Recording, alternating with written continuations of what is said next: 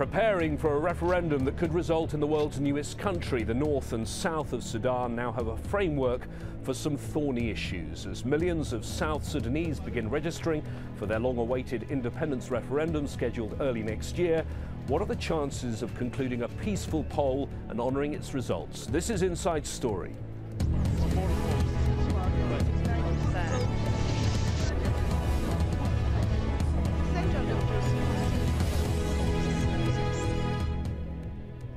Hello and welcome to the programme. I'm James Bays.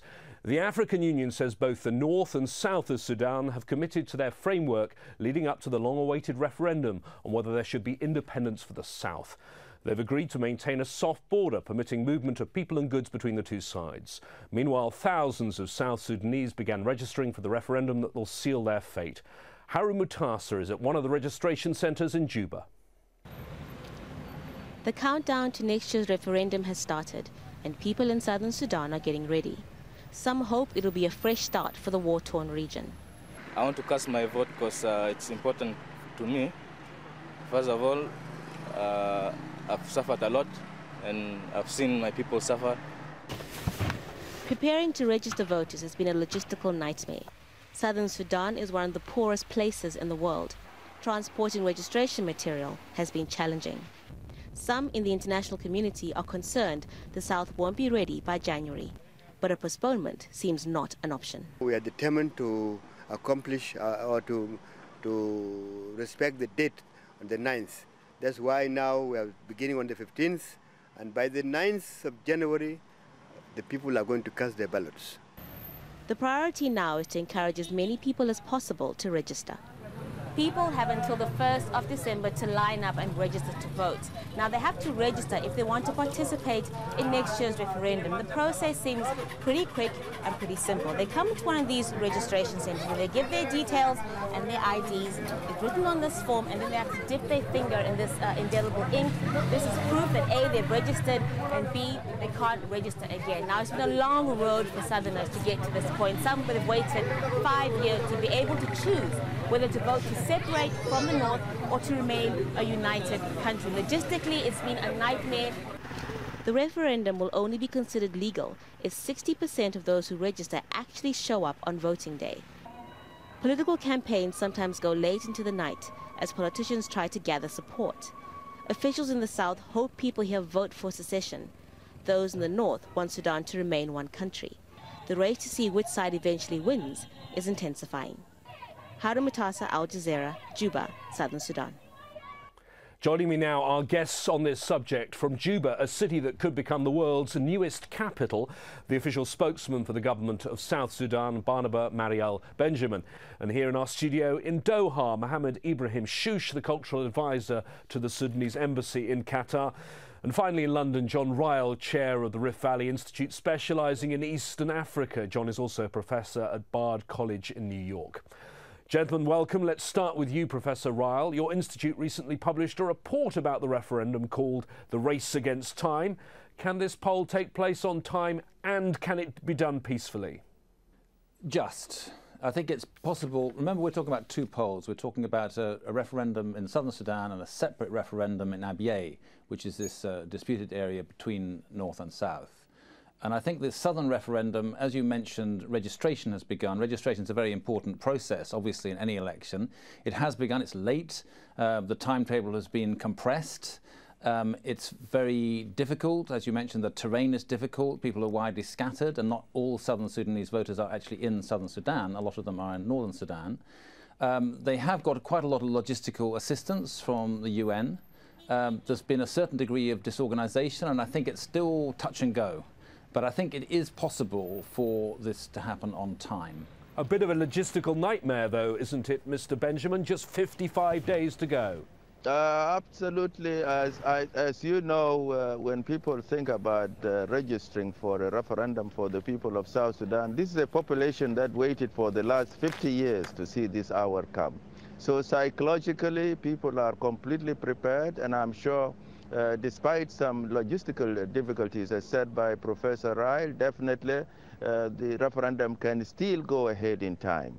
One thing in our favor now, this is the end of the rainy season, so the mobility of our people will be easier.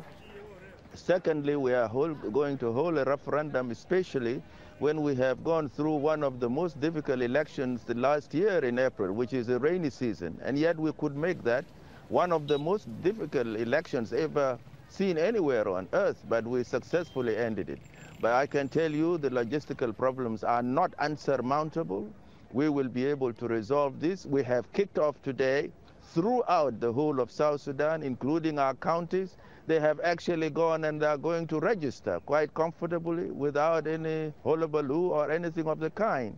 So I'm sure it will be on time. We do recognize the challenges, and these challenges we can be able to resolve them with the help and cooperation of international community, especially international partners and the United Nations. Mr. Shush, a referendum in under 2 months, is it doable or is there likely to be a delay? I think there's a different kind of opinion between the southern government and the government of Sudan as to the viability of the referendum on the 9th.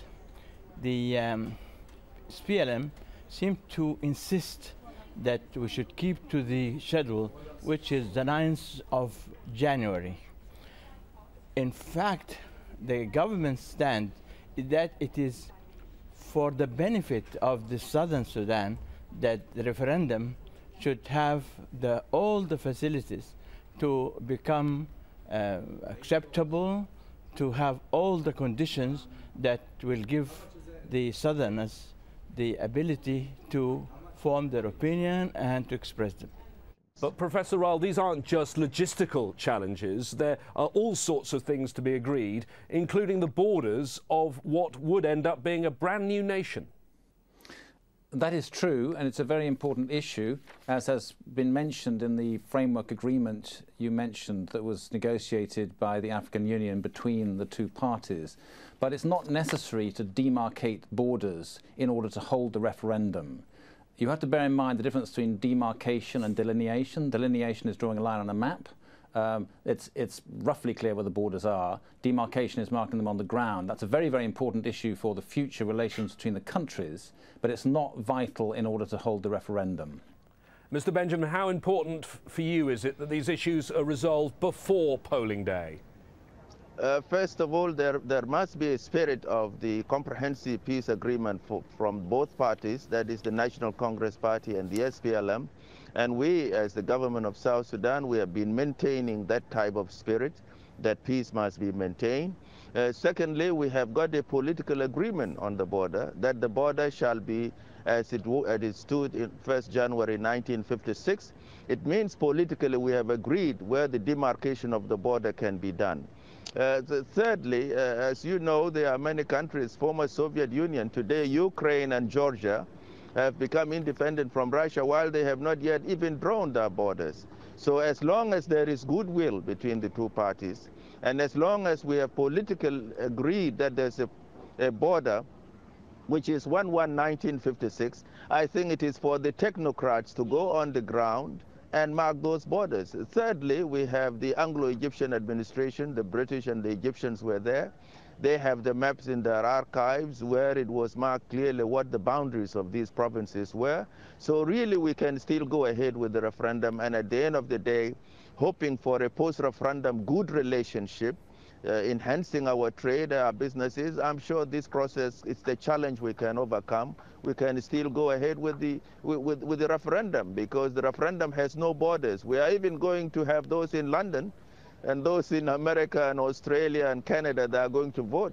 That of course is even out of the borders of South Sudan. So the issue of border is really not the issue, as long as we are agreed. Mr. Benjamin, though, you talk about goodwill between both sides. Professor Ryle, is there goodwill? Because there's a lot of talk about this peaceful process, but at the same time, there are repeated reports of extra arms being brought into the south, extra troops from the north massing near what will be the borders.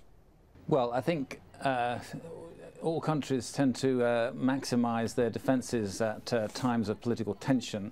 Perhaps we shouldn't talk about goodwill so much as recognition of the reality of the situation. And I think there's an increasing recognition on all sides that the referendum is going to happen. It will almost certainly result in a vote for secession, and therefore, in due course, there will be two separate countries. It's very difficult, I think, for people in the Northern Sudan to accept this. And Southern Sudan, as Dr. Benjamin said, Southern Sudanese have been fighting for a long time, broadly speaking, with the idea in mind of an independent country. Northern Sudan, it's different. I mean, people there perhaps don't fully understand either the extent or the strength of Southern feeling on this matter, or the implications for the future. And in many ways, a split between the two will be a bigger challenge for the North, even than the South. But as I said, I think the principle is that people are recognizing the reality of the situation. It is going to happen, and they somehow have to make it work. And I think that is the spirit of the framework agreement you mentioned that was agreed just now in Khartoum. It's realistic. It lists all the difficult areas, not so much for the conduct of the referendum, but the post-referendum arrangements, because that, in a way, is the next challenge, is what do you do after people have voted? There's a huge amount of work to do, not just demarcating the boundaries, but establishing how these two countries can live in peace with each other, with one of the longest land borders in Africa, with a complex economic interdependence, both at the level of important natural resources like oil, but also in terms of the everyday life of the people who live along that border, many of whom are pastoralists and move back and forth across it. And all these things are mentioned, and I think now we've perhaps moved into a phase of more realistic negotiation between the parties, and more explicit acceptance of what actually is bound to happen. What's your view, Mr. Shush? Will this be a peaceful referendum? We are hoping that it will be a peaceful referendum. And we are trying everything possible. I mean, the Sudan government is doing everything possible to make it peaceful. One of the conditions to make it peaceful is for the two sides to agree on the boundaries and to settle the question of Abyei. Without that, I don't say that it's going to be a problem, but I'm going to say that there is a possibility that they might become some problem. That's why the Sudan government, the head of the commission, are doing everything in their power to convince the SPLM to delay it for a few weeks or few months. But I don't think the SPLM is going to agree at all to any delay.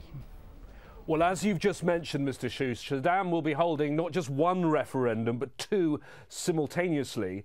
As we've discussed, the first referendum will decide the fate of Sudan, whether it remains united or becomes divided into North and South Sudan. A second referendum centres on the oil-rich area around the town of Abyei, which is in the middle of Sudan. Naturally, both the North and South lay claim to its territory. Voters there will decide whether to join the North or become part of Southern Sudan if that new country is created. Professor Ryle, Abyei, why is it so important?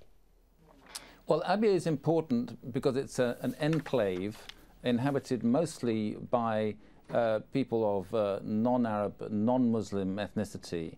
And for a long time, they've been promised the right of self-determination, whether to join the South or not.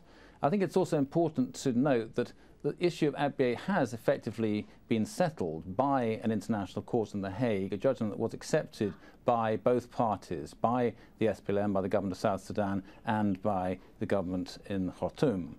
The problem is that the referendum in Abyei, which, as you mentioned, is separate from the main referendum in Southern Sudan, but supposed to happen at the same time, has been, I fear, unavoidably delayed because of a failure between the parties to agree on the composition and chairmanship of the referendum commission. So nothing has started. The registration that has started in Southern Sudan for the Southern Sudanese referendum has not begun in Abyei, and that means time really is running out. But the obstacles that Syed Mohammed mentioned are not insurmountable, but they do require a cooperation between the two parties on agreeing the procedure for the registration and the referendum in Abyei. So that referendum in Abyei, Mr. Benjamin, will it be delayed, do you think, or do you think it can go ahead at the same time as the other referendum? First of all, what we have to say about Abyei is that Abyei in the beginning, since the Abyei protocol was signed, there was a clear roadmap which was agreed by both parties with all the international partners as witnesses to that agreement, that actually Abyei shall have the right of self-determination to decide whether to go back to where it came from, that is to go back to South Sudan. Because Abyei was transferred in 1905 by an administrative order. There was no any conduct of referendum, and that's how it got transferred for logistical reasons at the time to the north. Now we agreed at Navasha that, well, we can still ask the people of Abyei whether they are comfortably ready to stay in the north or come back. So the idea of what Abyei belongs to who, there is no dispute about that. It is clear. Secondly, I think that the problem why Abyei referendum is delayed is because of the Meseria ethnic group who are claiming to try and come and vote in Abyei. And we are saying, no, that is not within the terms of the agreement. The Hague is very clear of that. This comprehensive peace agreement on Abyei is equally, Abyei protocol is clear on that. So we believe Abyei, being a small place of about 9 Ngok Dinka nationalities, it can take a very long time to organize the referendum. It is not as huge as South Sudan is, where you're looking at an area bigger than Kenya, Uganda, Rwanda, and Burundi combined. This is a small district of which its referendum can be agreed. And as said by Professor Ryle, people of Abyei for a long time had been promised since 1972 that they were going to have a referendum to decide to go back to the south. So I still believe if we agree, and we need the goodwill on the side of the National Congress Party and the national government in Khartoum, we can hold it on time, absolutely. We still are hopeful up to now, since we have agreed on the framework on some post-referendum issues. I think we can resolve it because the issue of Meseria can be resolved within that context. I'm interested to hear, Mr. Benjamin, that you say you think you know what's going to happen with the Abyei referendum, that they're going to vote to join the South. What's your view, Mr. Shush? I don't know. Nobody knows. The question is, there is a referendum is coming. A referendum will not have been so legislated either in the agreement or in the constitution if it is all settled one way or another. Therefore, if there is a referendum, that means there is a question which has to be settled by the people of the area, whether they're Meseria or Dinka. The question to say that all is settled and that's all, that means actually the whole idea of referendum becomes useless. Now, is all of this over once we have the referendum, Professor Ryle, or is that actually when the real work starts? No, I think definitely the real work, both at the intergovernmental level, assuming there are well, there are already 2 separate governments, but assuming that there are 2 incipiently separate states, and also at the local level, because we are talking about the fate of a large proportion of the population of Sudan who live along this border. It's a very important border. It's a home, as we've heard, of mineral resources, of a lot of the oil, but also it's the savanna belt. It's the site of quite a lot of rain-fed commercial agricultural projects. And there's a huge amount of movement across it in both ways, which is vital to the economic well-being of both countries. And I think, again, this is something that has been recognized in the framework, which is that whatever happens, these 2 countries are going to have a very intimate relationship, politically, economically, and culturally, because they have, of course, been part of the same country for many years. And that means that it's extremely important for the 2 governments to allow what is referred to in the framework as a soft border, so that people can move freely back and forth across it, which they need to do for their livelihood, migrant labour in one direction, pastoral people moving their herds to water in the other. It's also a very critical issue that although most of the oil in Sudan is in the south, the oil processing facilities and the pipelines are in the north. Now, both governments are dependent on oil revenue, particularly the government in Southern Sudan. And so they're interdependent. One has most of the oil and controls the land. The other has the processing facilities and can market it and get it to market. So they do depend on each other critically in that respect, which means I think perhaps that could be a good sign. I mean, this is a built-in interdependence which both of them will ignore at their peril. Mr. And Benjamin, I hope very much for the sake... Yeah, Mr. Benjamin, can I ask you about a future state of Southern Sudan?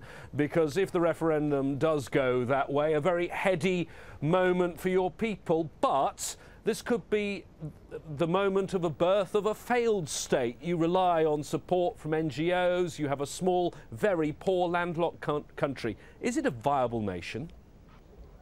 It is absolutely viable than any other nation on this planet Earth. There is no doubt about that. The challenges which are there are not humanly unsurmountable. They could be resolved. But to come in on the issue of the fact that that we, the government of South Sudan and the SPLM, why we are discussing the issues of post-referendum issues, the issues of citizenship, the issues of bilateral trade, the issues of sharing of wealth, the issues of international aid, the issue of security arrangements, is basically that we would like to see a strong nation remains in the north. The issue of a failed state really is not in Southern Sudan. Okay, Mr. Soush, can I ask you about your relationship with a new country? Sorry, Mr. Benjamin, can I ask Mr. Soush, your relationship with a new state of Southern Sudan, if one comes into being, is this a friendly neighbour for you, or is this a new country that you want to strangle at birth? I don't think there is anybody in the Sudan, either in their writing or the political arena. They do not believe that it is extremely important. There should be an amicable separation, if it has to be a separation, or if the agreement is on separation. What is now want to be forced upon the Northern Sudan is that they should accept certain things which should be left to the new government in the north, or the mother country, to decide the question of citizenship, the question of rights of various things between the two. These are matters, is a matter of state. This has to be decided later. We, in the Northern Sudan, I don't think there is anybody who believes there should be a kind of a problem between the North and the South, whether they are one or divided into two. The question is what is going to be forced upon the North to accept certain things which are not accepted by other countries. Once a country is separate, then it has its own sovereignty, and therefore the arrangement of its people in the other country, in any other countries, Northern Sudan or Egypt or England or anywhere, it has to be decided by the sovereign state in which the countries are. So it is not the question of an amicable, but it is what amicable is in the mind of the leaders of the South. Well, thanks to our guests. It's been a fascinating discussion. Our guests in Juba, Barnaba Marielle Benjamin, in Doha, Mohammed Ibrahim Soush, and in London, Professor John Ryle. And thank you so much for joining us here on this edition of Inside Story. We welcome your comments. What do you think we should have discussed? Please email us insidestory@aljazeera.net. Bye for now.